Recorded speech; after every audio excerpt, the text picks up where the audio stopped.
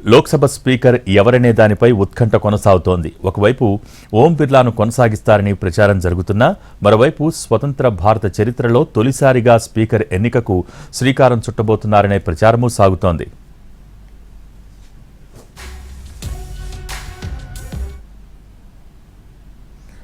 సార్వత్రిక ఎన్నికల్లో లోక్సభలో బలం పెంచుకున్న విపక్ష పార్టీలు స్పీకర్ ఎన్నికపై కన్నేశాయి.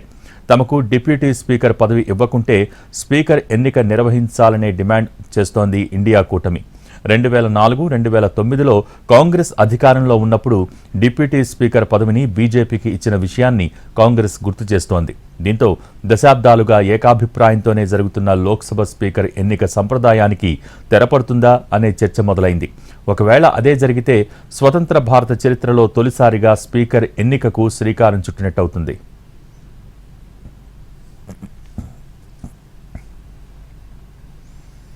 అటు లోక్సభ స్పీకర్ ఎన్నికతో పాటు పార్లమెంట్ సమావేశాల్లో ఎన్డీఏ పక్షాల మధ్య మెరుగైన సమన్వయం సాధించేందుకు చేపట్టాల్సిన చర్యలపై చర్చించేందుకు మంత్రుల భేటీ జరిగింది.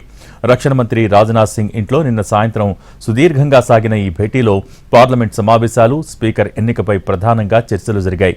స్పీకర్ పదవికి ఎవరిని ఎంపిక చేయాలి అనే విషయంతో పాటు స్పీకర్ పదవికి ఎన్డీఏ పక్షాలతో పాటు విపక్షాల్లోనూ ఏకాభిప్రాయం సాధించేలా ఎలా కసరత్తు సాగించాలి అనే దానిపై మంత్రులు చర్చించారు.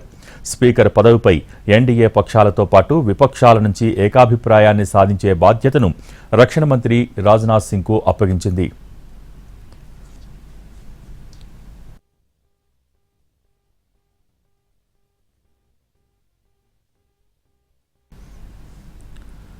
ఇవాళ కేంద్ర కేబినెట్ సమావేశం కానుంది.